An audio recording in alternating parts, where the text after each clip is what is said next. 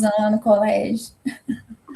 Coisas dela vêm parar na minha mesa, coisas minhas vão parar na mesa dela. Então, vamos começar aqui. Já está gravando.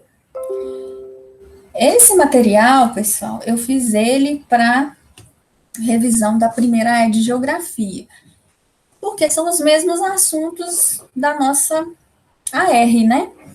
Então, eu peguei aqui alguns pontos importantes ao longo, né, do trimestre para a gente trabalhar aqui. Alguns pontos que a gente tem que saber, primeira, segunda, terceira revolução, suas características, quando que ela acontece, associar também as revoluções industriais com o processo de globalização e desenvolvimento do sistema capitalista.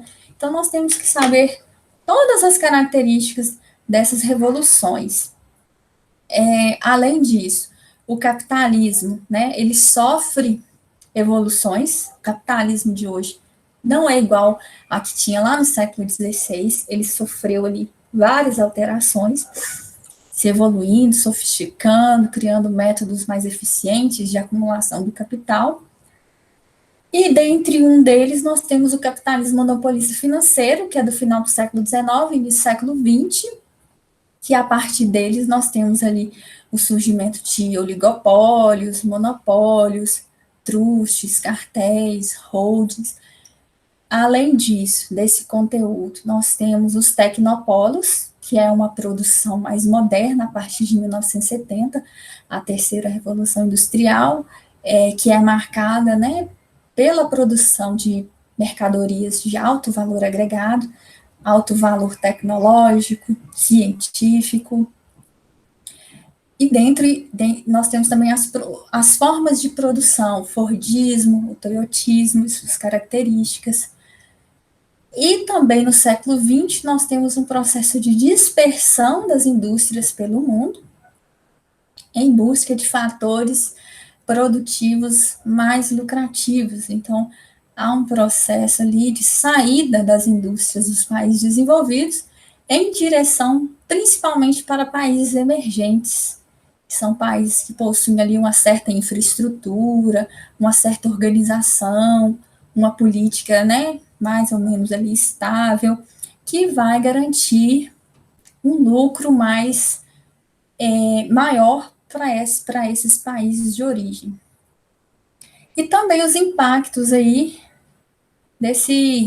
dessas indústrias no espaço geográfico, tanto para os países desenvolvidos quanto para os países em desenvolvimento. Então, vamos ver aqui. O capitalismo é um sistema econômico, né? Ele sofre evoluções ao longo do tempo, o objetivo dele é acumular riqueza, e hoje ele está disperso em todo o espaço geográfico. Que ele está o tempo todo em evolução, em constante dinâmica de acumulação de capital. Só que ele não surgiu assim, dessa forma, né? O capitalismo, ele sofreu evoluções, nós temos lá no século XV e XVI o capitalismo comercial, e esse capitalismo, ele tem algumas características, né? Nós tivemos ali a formação de colônias e metrópoles, a exploração de commodities, né? Cana-de-açúcar, madeira, o ouro. Então, é uma das características desse capitalismo comercial, trabalho escravo. Então, nós temos essas características. Já o capitalismo industrial mudou a forma de acumular. Não quer dizer que nós abandonamos o capitalismo comercial. Ele continua existindo. Né? Ele surge lá, o industrial surge no século XVIII, só que ele surge como uma forma mais eficiente de lucrar. Então, o capitalismo comercial passou por o industrial passou a ser mais importante, o comercial não acabou, ele continua. Né? Ele vai ali sofrer uma queda, né, no século XIX, principalmente, E o capitalismo industrial, ele começa lá na primeira Revolução Industrial e início da segunda Revolução Industrial. Aí, lá no final do século XIX, o capitalismo ele sofre mais uma evolução. Surgem novas formas de acumulação mais eficientes. E essa nova forma é o capitalismo monopolista financeiro. Características aí dessa fase do capitalismo. Nós temos ali o surgimento de grandes corporações, surgimento ali do sistema bancário, nós temos ali o surgimento de especulação financeira, surgimento ali de ações, né, as indústrias, as empresas, elas abrem seu capital, né, para o setor bancário e público. Então, nós temos essas características ali do capitalismo monopolista financeiro, que é do final do século XIX, início do século XX. E hoje nós temos o capitalismo informacional, né? Nós podemos ali comparar a terceira revolução industrial, quando nós temos uma flexibilização maior da produção, a dispersão de indústrias pelo mundo, avanços tecnológicos, tudo isso está relacionado. Então, nós podemos observar aqui, ó, que para cada fase do capitalismo, nós temos algumas características. Então, nós temos que saber as características de cada uma dessas fases, principalmente essas 3 primeiras. Beleza?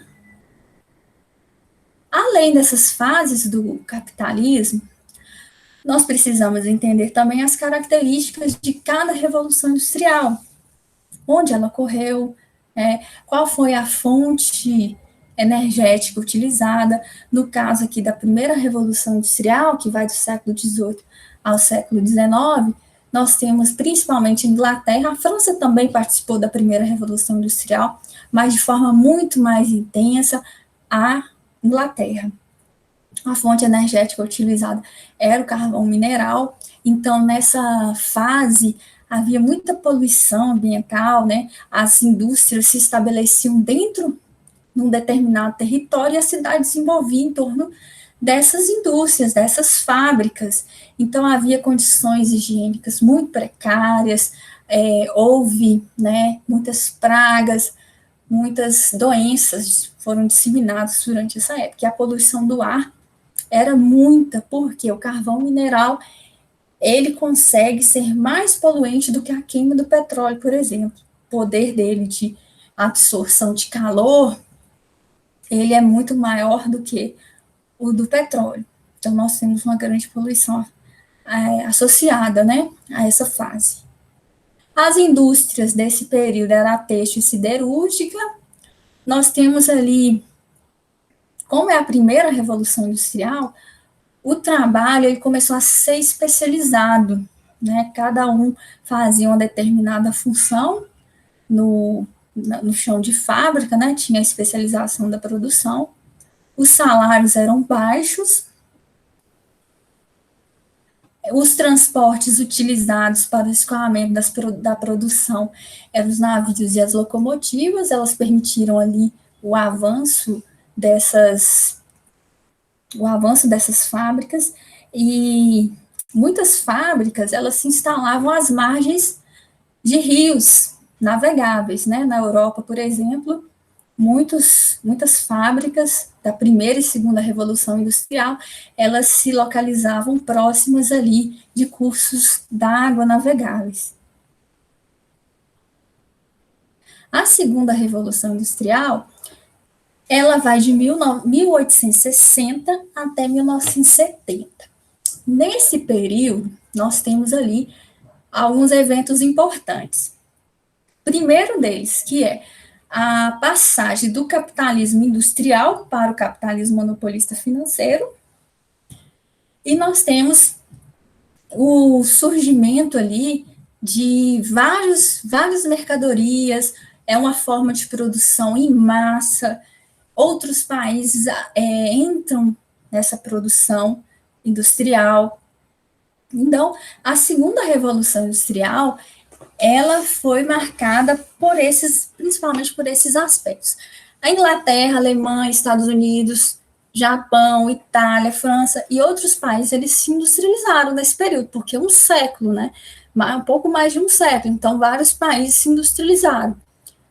Os tipos de indústria são indústrias diversificadas, mas principalmente indústrias de base, indústrias pesadas, siderúrgicas, metalúrgicas, petroquímicas, automobilística e outras, né? O petróleo, inclusive, deu suporte ao desenvolvimento do setor automobilístico. Com o Henry Ford, por exemplo, era um grande um grande dono, né, de indústria lá do final do século XIX e início do século XX, e ele criou ali uma forma de produção chamada Fordismo. Essa produção, ela era padronizada, ela buscava a produção em massa, né, quanto mais produzir, melhor, e uma especialização muito forte, mais do que na primeira Revolução Industrial. Nós tivemos também a passagem do ciclo, né, do carvão para o ciclo do petróleo, não porque o carvão polui mais do que o petróleo, mas porque o petróleo é mais eficiente, ele é mais flexível, ele é possível de utilizar em vários setores da economia. Então, a descoberta ali do petróleo foi muito positiva para a indústria lá do final do século XIX e início do século XX. Que mais? Outras indústrias, né? Vários produtos de consumo em massa surgiram, várias tecnologias, o telefone, a eletricidade, motor a combustão, o desenvolvimento do avião. Então, essas duas imagens aqui, ó, nós temos a primeira Revolução Industrial.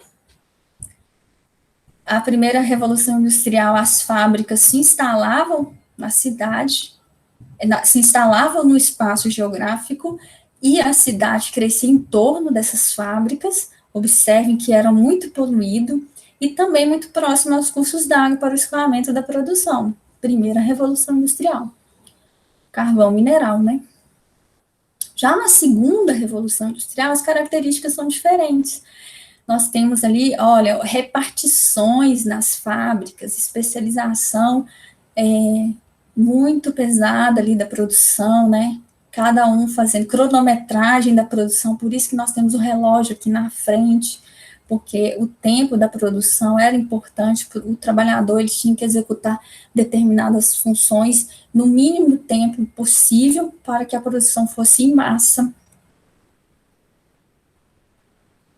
Então, olha aqui, essa fase aqui de mudança do capitalismo, na segunda Revolução Industrial, nós temos o estabelecimento ali do capitalismo monopolista financeiro. Né? Aconteceu, na verdade, o capitalismo industrial, ele passou a ser o capitalismo monopolista financeiro. Evoluiu, né? Encontrou novas formas de acumulação mais eficientes, que é esse capitalismo monopolista financeiro. Isso vai acontecer em qual contexto? Final do século XIX e início do século XX. Nesse período, nós temos qual revolução industrial? A segunda, porque a segunda revolução industrial vai de 1860 até 1970. E o capitalismo monopolista financeiro surge nesse contexto da segunda revolução industrial. Então, olha aqui, o que é o capitalismo monopolista financeiro? É quando o capital bancário ele se junta, né, às grandes indústrias. Então, os bancos, né, eles vão se associar às grandes indústrias, potencializando sua produção. Quando nós temos ali os bancos, né, o sistema bancário se unindo apenas aos grandes produtores, às grandes indústrias, as pequenas irão quebrar e poucas grandes indústrias irão permanecer no mercado, formando ali oligopólios e monopólios. Os oligopólios, eles podem ali fazer se desenvolver em várias formas, né? Apresentar ali o truste, os cartéis e holdings.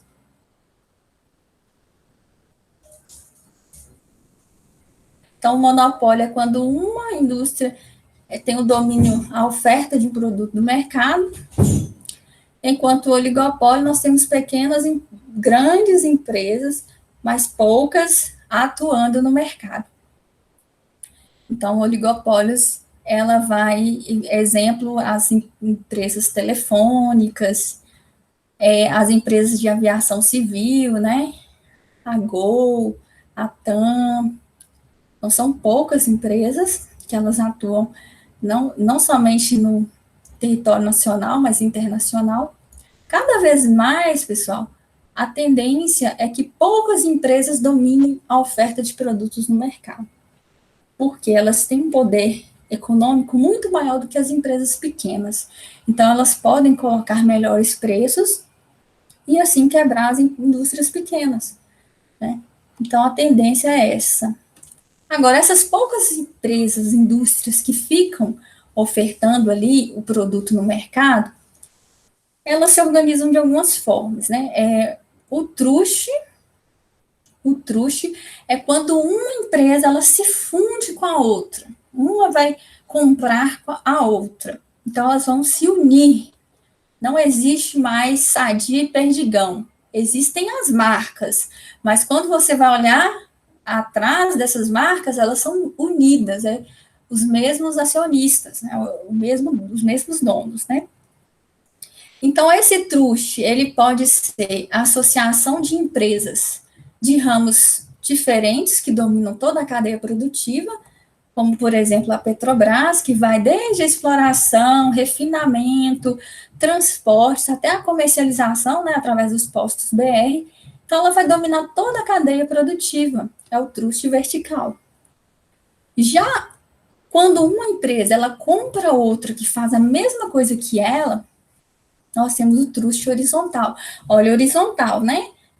Eu vou comprar uma empresa que faz a mesma coisa que a minha. Então, é horizontal, eu vou unir essas empresas. Isso acontece com a Ambev. A Ambev é uma holding, nós vamos falar, mas dentro dessa holding nós temos várias marcas que são truste, né, são pertencentes ao mesmo grupo. E os cartéis.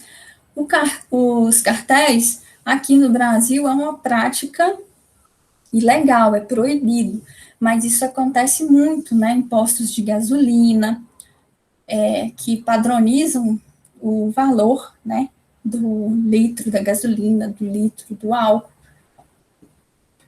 E também as empresas telefônicas, né, que colocam pacotes ali muito semelhantes e com preço muito próximo. Os cartéis, eles ferem uma lei muito forte no capitalismo, que é a livre concorrência, né? Quando você não tem, você combina o preço, não tem concorrência. Então, isso é uma prática ilegal. Agora, as holdings, né, é uma empresa que administra outras várias, né? Então, essa empresa, ela vai ali, ela vai administrar, e exemplos, nós temos o Grupão de Açúcar, o Grupo Silvio Santos, a própria Ambev também, a P&G, é uma holding que administra várias marcas. Então, é quando uma empresa administra outra. Então, olha aqui o esqueminha. Uma holding vai controlar, administrar outras empresas. Então, isso é uma essa parte das características do capitalismo monopolista financeiro. Agora, a terceira revolução industrial, né, existem alguns autores que já dizem que nós estamos na quarta revolução industrial. Tem algumas características diferentes da terceira revolução industrial. A terceira revolução industrial é marcada pela automatização dos processos produtivos. Então, ela tem algumas características próprias, né? Máquinas executando trabalhos que antes eram realizados manualmente. E a quarta revolução industrial nós nem estudamos, porque não é uma quarta revolução oficial ou, né, já ali com todas as suas características definidas, mas a gente já consegue perceber algumas características que são distintas da terceira revolução. Por exemplo, o comando de serviços e o comando de serviços e de produção a longa distância via Wi-Fi, via o desenvolvimento das telecomunicações. Então, por exemplo, um médico lá no Japão pode fazer uma cirurgia aqui no Brasil via telecomunicações, né? Então, existem comandos de determinados equipamentos que podem ser realizados de forma remota. Isso na terceira revolução não é característica, isso é uma característica de produção mais moderna. Né? A própria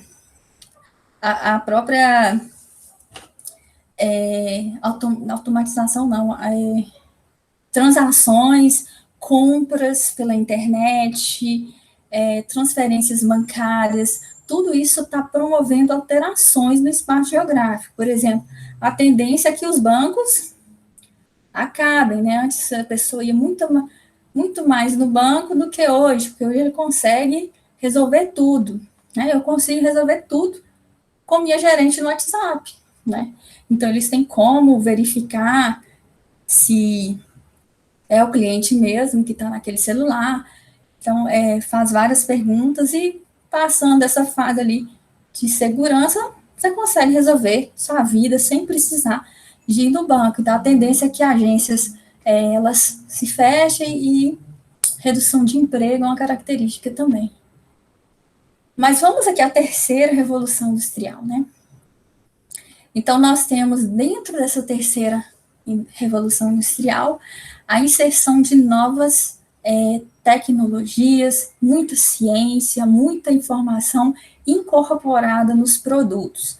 Os tipos de indústria são essas modernas aí, informática, telecomunicação, aeroespacial, biomedicina, robótica, tudo isso tem muita ciência incorporada nesses produtos, né? Muitos estudos, pesquisas foram necessárias para a produção daquela mercadoria. Em relação à produção em chão de fábrica, nós temos a automatização, né? Em relação à segunda revolução industrial, que nós tínhamos várias pessoas ali nas repartições, hoje nós temos vários equipamentos automatizados para executar a função. Isso é muito comum na indústria automobilística, por exemplo. E, consequentemente, reduz a necessidade de mão de obra nessa indústria de terceira revolução industrial. Então, a produção ela é programada, automatizada, ampliada e reduzida de custos. Na verdade, a forma de produção no chão de fábrica é chamada de toyotismo. Nós vamos falar sobre isso, mas antes de falar, as fontes energéticas da terceira revolução industrial são fontes variadas. Predomina o uso de combustíveis fósseis, tá? Mas não são apenas essas fontes. Surgiram outras, né? Outras sustentáveis, a própria energia atômica surgiu também. Então, nós temos uma diversificação das fontes, do uso de fontes energéticas. Então, o toyotismo é uma forma de produção no chão de fábrica da terceira revolução industrial. E como é esse toyotismo, pessoal? A produção ela é enxuta, reduzida de custos, a produção é just in time, ou seja, o dono lá da indústria, ele vai produzir apenas o que é demandado, né? Então, se o mercado está demandando 30 máquinas naquele dia, ele vai produzir 30 máquinas. Ele não vai produzir 100 máquinas, porque isso gera custo, né? Custo de quê? De pátio para armazenar essas máquinas, aluguel, né? Também do espaço para armazenar essas máquinas. Pode ocorrer defasagem tecnológica, você produz muito, fica lá. Surge outra tecnologia, defasagem tecnológica. Custo de mão de obra para também administrar muitas máquinas ou muitas mercadorias que você produzir. Então, o toyotismo, ele evita a superprodução, a produção é just in time, excesso de inventários, excesso de manobras no chão de fábrica e defasagens também. A mão de obra no toyotismo, ela é flexibilizada, diferente da segunda revolução industrial. Lá na segunda revolução industrial, o cara só apertava parafuso, né? Ele era especializado naquilo.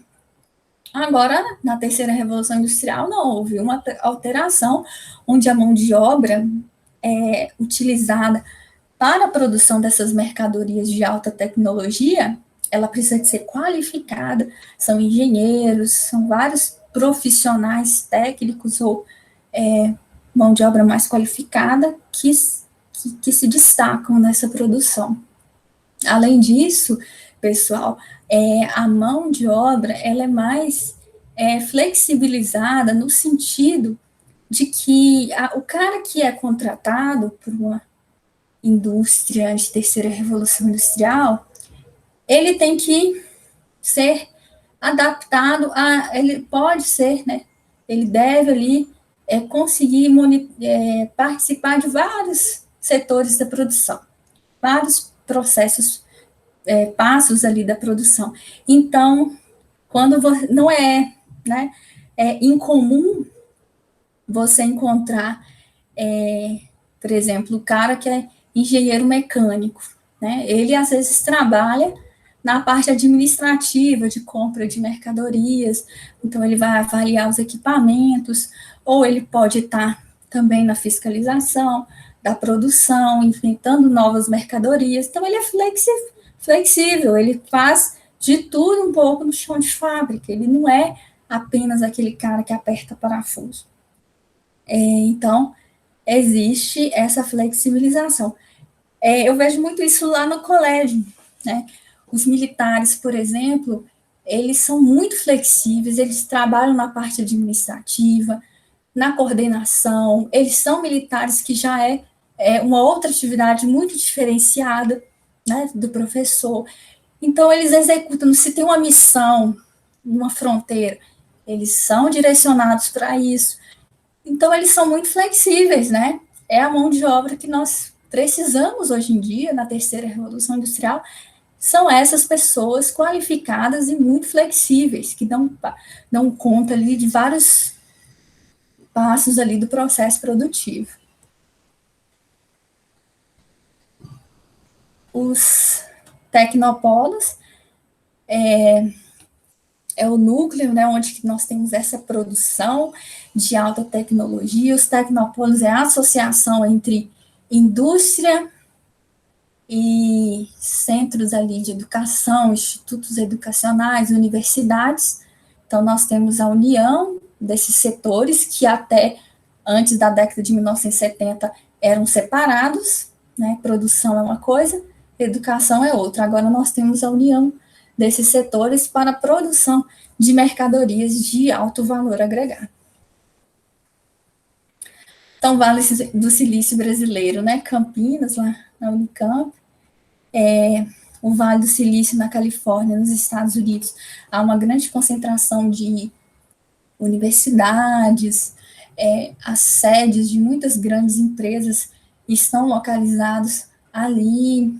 Então, nós temos, por exemplo, no Vale do Silício, existe ali sede de grandes empresas, né?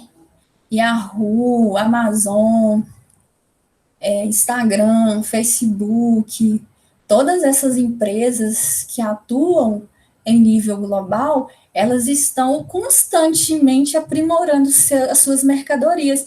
Muitas mercadorias hoje também são virtuais, né? Um aplicativo que você compra.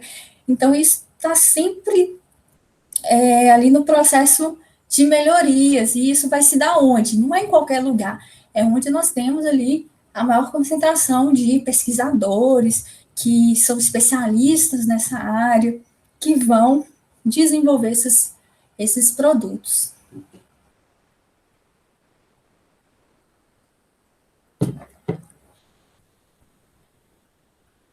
Então, aqui nós temos a espacialização.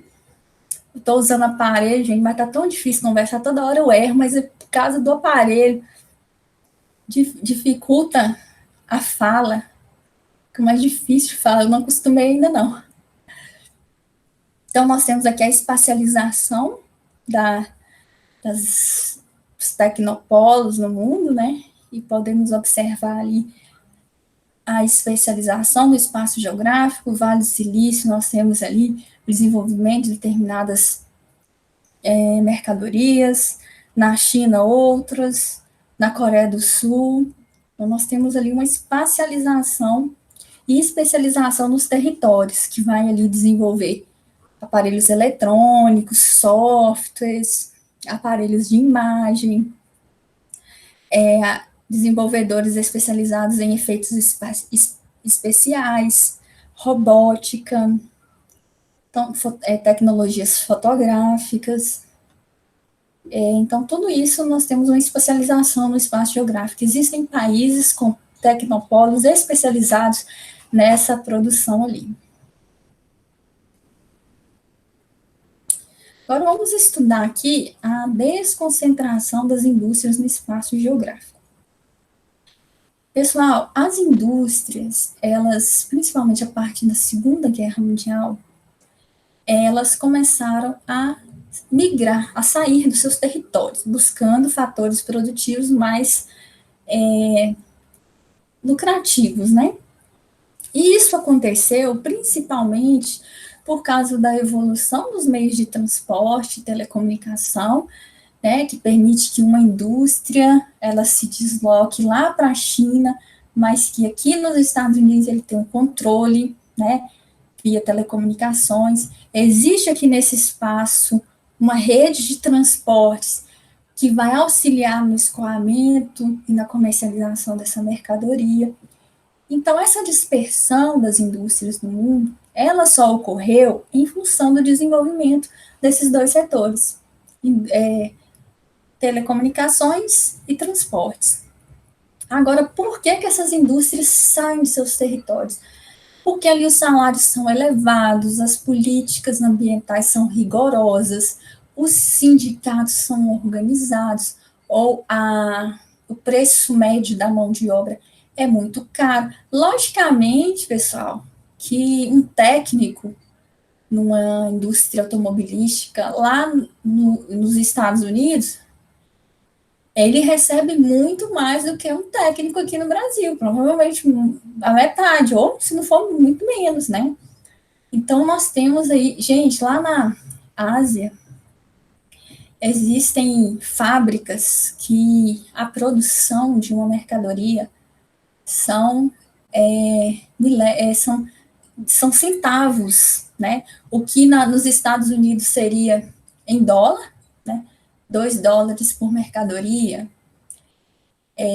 No México, $1 por mercadoria produzida. Na Ásia, 10 centavos de dólar por mercadoria produzida, porque existe uma abundância de mão de obra com baixos salários. Então, tudo isso facilita essas empresas a saírem de seus territórios e buscarem novas áreas. Agora, esses territórios onde essas indústrias se alocam, né, elas vão se instalar em áreas onde os fatores locacionais são mais produtivos e lucrativos. E onde são esses espaços? É onde nós temos matéria-prima abundante, disponível. É onde nós temos fontes energéticas. Fontes energéticas é uma parte da produção muito cara do processo produtivo industrial. Então, se deslocar para um país onde a fonte energética é mais barata, isso se torna lucrativo para a indústria ou para a fábrica. Disponibilidade de mão de obra, logicamente, pode ser qualificada ou não, tá? Como nós falamos durante a aula, por exemplo, a Fiat tem fábrica aqui em Betim. Mas por que ela está em Betim? Por vários fatores. Dentre eles, Betim, região aqui metropolitana de Belo Horizonte, existe uma oferta de mão de obra técnica, porque para a produção ali de carros precisa ter uma grande disponibilidade de mão de obra técnica. Então, a Fiat se desloca para essas áreas, né? É claro que algum país africano tem mão de obra muito mais barata? Tem, mas às vezes não tem a mão de obra que a empresa precisa. Existência de mercado consumidor. Muitas indústrias, pessoal, estão se deslocando, por exemplo, para a China. Nós vamos ver nesse trimestre, né, no segundo trimestre. E elas se deslocam para a China, principalmente é um país socialista, né? Nós vamos ver que existem algumas áreas capitalistas, áreas pontuais ali no território chinês, onde é permitida exploração de mão de obra, comercialização, acumulação de riqueza. Então, nós temos ali várias indústrias de vários lugares do mundo se instalando na China, que é um país emergente. E por que elas estão indo para a China? Inclusive, a Sadia, que é do grupo JBL, está lá, na China, né? Fazendo parcerias, que chama Joint Venture, com a China. Porque lá existe um grande mercado consumidor em formação. Então, a China, nas últimas décadas, ela tem aumentado o seu mercado consumidor. Antes, na década de 80, 70, o grande público chinês, ele não consumia, era uma população extremamente pobre, mas com o processo de industrialização desse país, foi se formando o mercado consumidor. Então, várias indústrias se deslocam para lá. Por quê? Existe o mercado consumidor.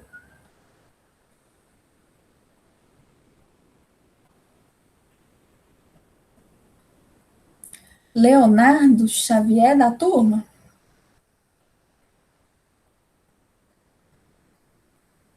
Leonardo Xavier, eu acho que é.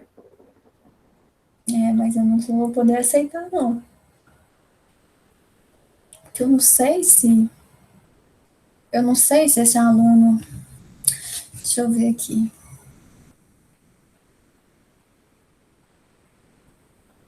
Porque eu não tenho como olhar agora. Eu tinha que entrar com e-mail institucional, né? Então, as indústrias, elas vão se localizar onde tem infraestrutura. Existem países que a mão de obra é muito mais barata que no Brasil. Mas nesses países não tem rodovias, não tem telecomunicações, não tem um porto, não tem uma área de escoamento. Então, as indústrias elas vão fugir desses locais. Também, estabilidade política. As indústrias não vão, né, para um país onde tem uma grande instabilidade política. Por exemplo, Síria. O país está desintegrado. Não vai para lá. Então, elas buscam o menor risco possível e o melhor custo da produção, onde que ela possa ter ali mais lucros. Aqui a globalização, né, a produção em função da dispersão dessas indústrias no mundo. Olha, participação de vários países na produção desse caça sueco aqui. Então, lá, inclusive o Brasil, né, Brasil tem produção aqui. Nós temos a Embraer, né, que é um setor tecnológico que produz mercadorias para aviação, mercadorias de alta tecnologia. Então, a produção, ela é coletiva, né? Então, olha aqui, a fragmentação do processo produtivo possibilita às empresas a localização flexível. Assim, se os custos da produção de um bem aumentarem em determinado local, a empresa transfere suas fábricas em busca de maiores vantagens em relação à mão de obra, matéria-prima, energia, transportes, impostos. As multinacionais operam no espaço geográfico mundial, como se não existissem fronteiras entre os países. Daí também serem chamadas de transnacionais. Geralmente as indústrias se deslocam de países desenvolvidos para os países em desenvolvimento. com destaque para os países emergentes. Beleza? Então, aqui outros fatores produtivos também, a doação de terrenos, muitas vezes. Nós vimos a Ford, né? A Ford, inclusive, ela estava localizada na Bahia, na região metropolitana, lá do complexo de Camaçari, e ela estava lá há mais de 10 anos, se eu não me engano. Então, ela estava alocada ali. O governo da Bahia criou um porto para que a Ford escoasse a sua produção via transporte hidroviário. Então, doou terrenos para a Ford, mas esse ano de 2021, a gente ofereceu melhores condições do que o que o Brasil estava oferecendo. O Brasil não aceitou. O que a Ford fez? A Ford, ela pegou a sua produção e foi para a Argentina. A janela ali está balançando a cortina, deixa eu abrir.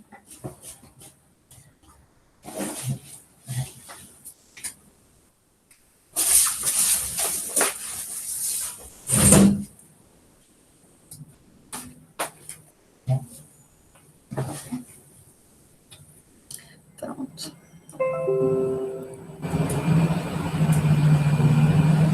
Então, de modo geral, em consequência dessa dispersão das indústrias pelo mundo, nós temos geração de emprego nos países emergentes, porque é uma indústria, gente, uma transnacional que se aloca num território, uma Ford, uma Fiat, ou qualquer outra indústria transnacional, ela gera empregos, né? Lá na Ford gerava cerca de 5 mil empregos, entre empregos diretos e indiretos. Então, gera certo imposto para o município, para os estados, e acaba gerando ali um certo crescimento econômico. Lógico que o crescimento econômico não vai ser muito elevado, né? Vai ser um crescimento econômico razoável. Quem realmente cresce economicamente com isso são as indústrias desses países ali de origem. Então, a Nike não tem nenhuma fábrica nos Estados Unidos, possui mais de 100 fábricas no mundo, em países onde a mão de obra é muito barata, inclusive com denúncias de trabalho escravo ou infantil. Então, ela vai lucrar muito com isso. O lucro dela não fica nesses países onde ela está localizada. Ela volta para os países de origem, né? E ela gera desemprego lá nos países desenvolvidos, porque essas fábricas elas irão se deslocar dos seus territórios, e ela gera emprego nos países chamados emergentes. Então, olha aqui o exemplo, né, da Nike.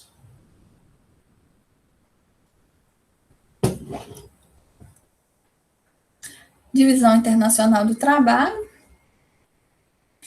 Nós temos aí basicamente a Divisão Internacional do Trabalho clássica, que é aquela que ocorreu entre a primeira e a segunda Revolução Industrial. Nessa fase, né, da Divisão Internacional do Trabalho, nós temos as colônias enviando produtos agrícolas, minerais, combustíveis para os países em desenvolvimento, e os países desenvolvidos enviando para os países, as colônias, né, produtos manufaturados ou industrializados. Só que isso mudou um pouco, né? Com o processo ali de globalização, as indústrias estão se deslocando para os países emergentes. Então, surge uma nova categoria ali de países ao longo do século XX. Então, nessa nova divisão internacional do trabalho, nós temos os países desenvolvidos continuam mandando produtos para os países pobres, os países emergentes, produtos de alto valor agregado, quando acabar, você não manda pra existe e tenta jogar. E, Porque eu já tomei. e os países emergentes e pobres agrícolas, minerais, combustíveis fósseis e também produtos de menor valor agregado. Pessoal, eu vou dar uma pincelada aqui, antes de entrar em globalização, na regionalização do espaço mundial, que foi o primeiro conteúdo que nós estudamos. Então, nós temos alguns tipos de regionalização do espaço mundial. Então, até final da década de 80, nós temos o mundo dividido em primeiro, segundo e terceiro mundo, né? Em função do contexto político e ideológico que vai de 49 até 89, que é o mundo dividido ali em dois blocos, socialista e capitalista. Então, o mundo é regionalizado dessa forma. Primeiro mundo, segundo mundo, terceiro mundo.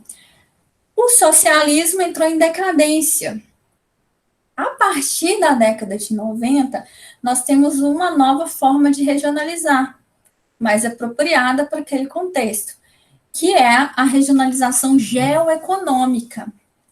A regionalização geoeconômica, ela divide, né, os países entre os países do norte e os países do sul. Os países pobres do sul possuem algumas características que nós vimos lá nas aulas, e os países do hemisfério norte, não, os países do norte geoeconômico possuem ali melhores indicadores socioeconômicos. Só que essa linha, ela não obedece à linha dos hemisférios físicos, né, geográficos, porque ela vai lá na Austrália e joga a Austrália para cima. Então, nós temos essa divisão geoeconômica. As características desses países do sul são países pouco desenvolvidos, são países que possuem baixo PIB, elevado Gini, né? Você lembra do índice de Gini? Varia de 0 a 1. Quanto mais próximo de 1, mais a renda é concentrada. E essa é uma característica dos países subdesenvolvidos, muita concentração de renda. O PIB é baixo, né? A soma da riqueza de todas as atividades econômicas ali de um país. Então, o PIB é baixo desses países do hemisfério sul. O IDH também é ruim, né? O IDH varia de 0 a 1, quanto mais próximo de 1, mais desenvolvido em termos de saúde, educação e renda, né? Então, é melhor quanto mais próximo de 1. E nos países do hemisfério sul, isso não é, os indicadores, eles são ruins. Então, a globalização aqui, né? Globalização, integração dos países, né, no espaço mundial. Essa globalização, ela não ocorre apenas nesse momento, onde nós temos as telecomunicações agilizando essas redes, né, de contato entre os países. Não surge agora a globalização, né? É um processo evolutivo, igual o capitalismo, né? A globalização também é um processo. Então, de forma assim mais intensiva, nós temos a globalização, né, se avançando mais a partir do século XV e XVI, com as grandes navegações. Nesse período, nós tínhamos ali a integração dos espaços no mundo, né, colônias, metrópoles, havia uma certa integração, e isso é globalização. Com o passar do tempo, essa integração, que ela é principalmente econômica, de mercadorias, serviços e capitais, ela vai se intensificando. E hoje ela alcança um grau de integração muito maior, né? Principalmente ao longo do século XXI. Isso se intensificou demais. né? Vocês sabem que o celular lá do ano 2000 era um tijolo, não tinha nada, né? Hoje você consegue fazer tudo com o celular. Você consegue comunicar, comprar, com vários espaços, né, no mundo, com vários países, através dos sites, dos aplicativos. Então, nós temos essa globalização mais avançada.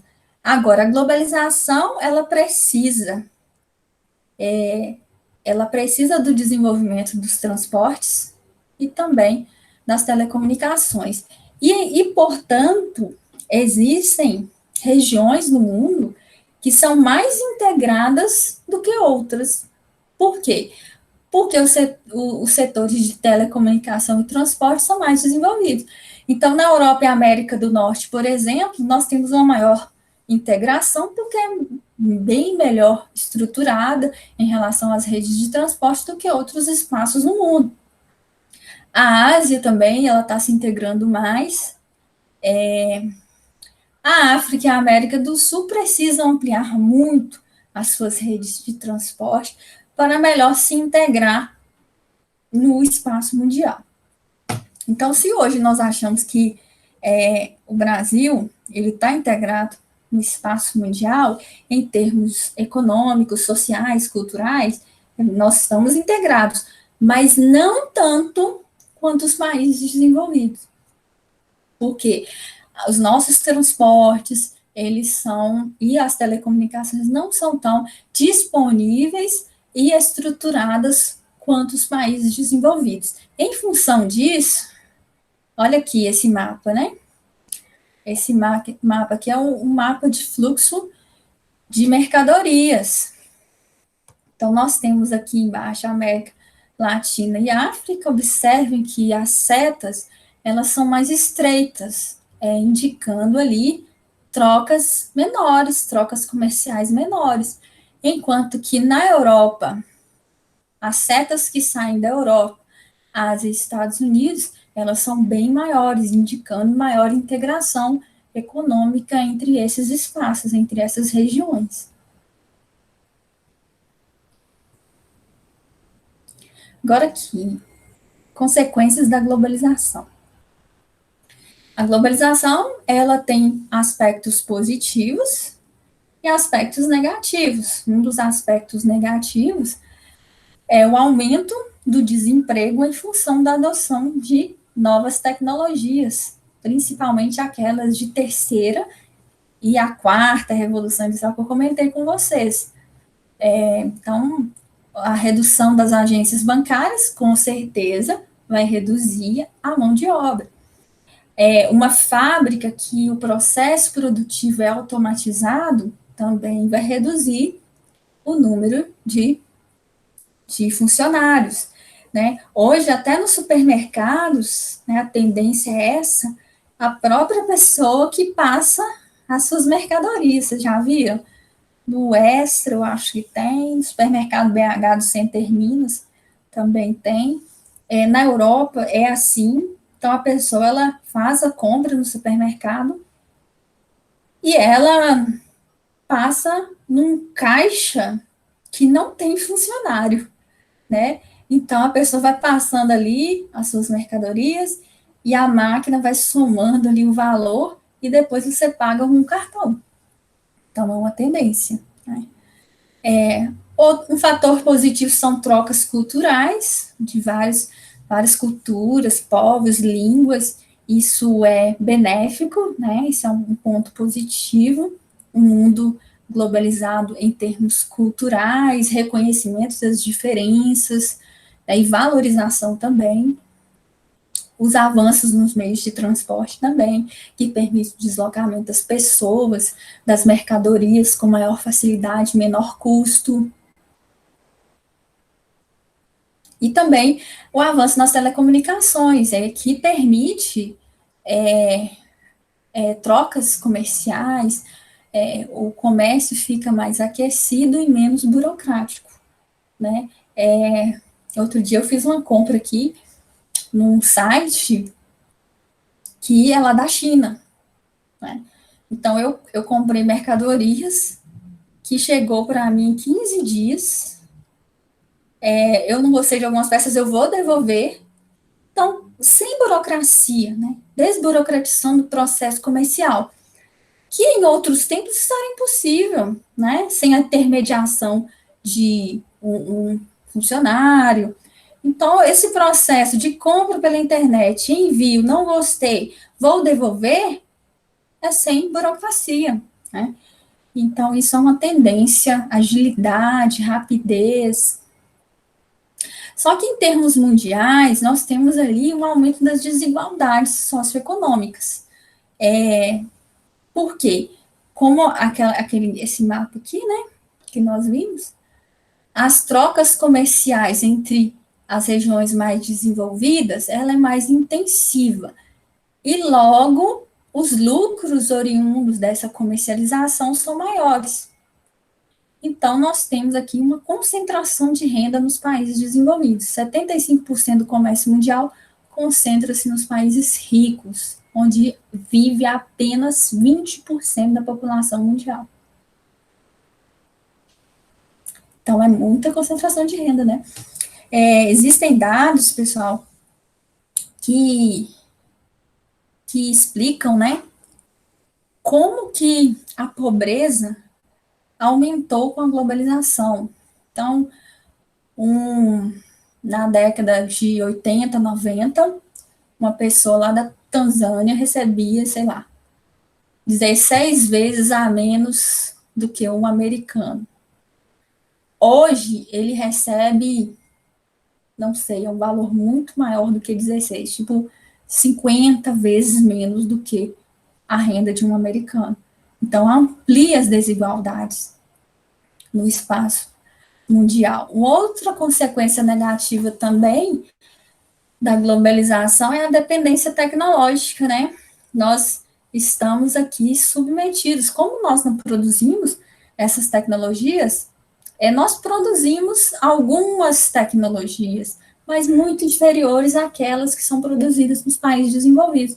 Então, nós dependemos do computador que você tem, o celular que você tem, todos esses equipamentos eletrônicos, a maioria desses produtos, eles possuem origem ali em um país desenvolvido, causando ali dependência dos países menos desenvolvidos em relação a essa dependência, a esses países mais desenvolvidos. E, logicamente, gera muita riqueza para esses países, já que nós estamos falando de produtos de alto valor agregado, produtos caros, né?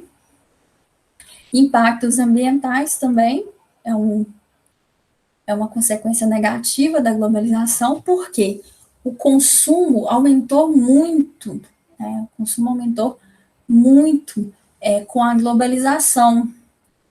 E muitas vezes a produção dessas mercadorias, elas são programadas para ter uma vida útil ali.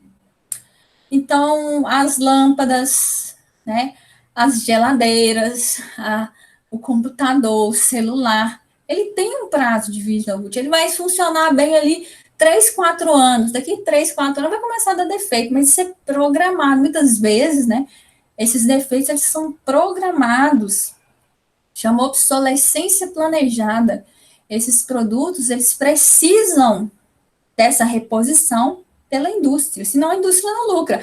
Pensa se você ter uma lâmpada que nunca estraga, né? Uma geladeira que nunca vai estragar. Vai quebrar o setor, né? Então, essas indústrias, elas possuem essa estratégia aí, que não é muito legal e, logicamente, causa danos ambientais, porque essas mercadorias, elas vão parar no meio ambiente, né? Então, acaba gerando muitos resíduos que podem trazer aí contaminação de solos, a decomposição do plástico não é em curto prazo, né? São milhares de anos. No geral, os países do norte geoeconômico, aquela linha que joga os países ali, a Austrália para o hemisfério norte, apresentam excelentes indicadores socioeconômicos, como alta renda per capita, baixíssimos indicadores de analfabetismo, elevada expectativa de vida, baixa redução da mortalidade infantil, apresentam ali dados de disponibilidade de saneamento, de esgoto para toda a população. Então, as condições, em geral, são melhores. IDH, o Gini, o PIB, tudo é melhor em relação ao SUS geoeconômico. O SUS geoeconômico, o que tem lá? São áreas pouco industrializadas, ainda possuem a sua economia muito concentrada no setor primário. As taxas de analfabetismo são maiores, são mais elevadas do que o norte geoeconômico, a expectativa de vida é menor, né? Então, nós temos aí várias desigualdades entre essas duas regiões geoeconômicas. Alguns países dentro desse espaço mundial têm ganhado evidência nos últimos anos, né, nas últimas décadas. São os países chamados emergentes, Brasil, México, Índia, China e outras, porque esses países começaram a receber indústrias estrangeiras como fatores locacionais mais produtivos. Então, essas indústrias muitas vezes se direcionam para esses países que nós chamamos de emergentes. E dali nós temos um certo crescimento econômico em relação aos países menos desenvolvidos. Mas uma das características aqui dos países aqui em desenvolvimento em relação aos países desenvolvidos é o alto índice de Gini aqui dos países menos desenvolvidos, a concentração de renda. Muitas vezes o PIB é elevado, mas essa riqueza ela está concentrada nas mãos de poucos. Concentração de renda. O que está de mais, cores mais intensas, quer ver? O que está aqui de vermelho, são os piores dados, né? O Brasil é um dos países que mais concentra renda no mundo.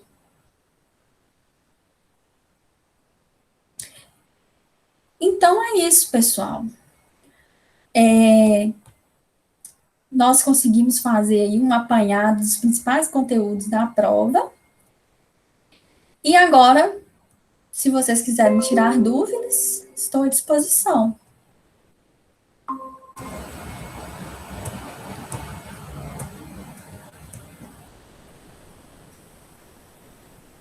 Eu não tô com dúvida não, professora. Ah, beleza, Luísa. Quem mais? Camila? Ô, professora, uma dúvida. Tem como o Brasil produzir produtos eletrônicos, tipo, nível Estados Unidos? Olha, alguns setores, sim. Nós temos, por exemplo, eu citei a Embraer, tem alguns setores das indústrias aí de terceira revolução industrial que o Brasil se destaca, né? Então, nós temos o Tecnopolo de Campinas, da Unicamp ali, que temos alguns polos tecnológicos, a Embraer, né, como eu falei, que contribui com partes da produção da indústria aeroespacial. Então, nós temos aí a contribuição de algumas partes muito pequenas dessa produção mundial, né? Mas muito ainda tímida, digamos assim. Porque o investimento em educação não é tão elevado, né, pessoal? Os países que investem muito em educação desenvolvem pesquisas que vão contribuir ali para a produção de mercadorias de alto valor agregado. Alguém mais? Não, era só isso mesmo, obrigado. Camila? Juliane? Não? Então, pessoal, nós vamos ficar por aqui. Eu vou disponibilizar a aula. Além disso, eu vou abrir um fórum de dúvidas. Como é só uma aula, eu vou abrir um fórum de dúvidas